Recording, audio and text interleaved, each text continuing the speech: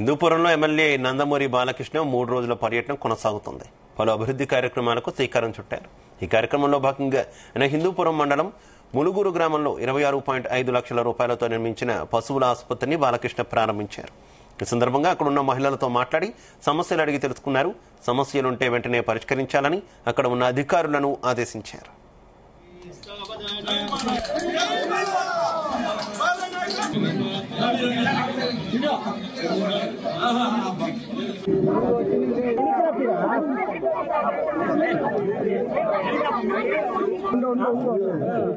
మీరు అడ్డు రావద్దండి.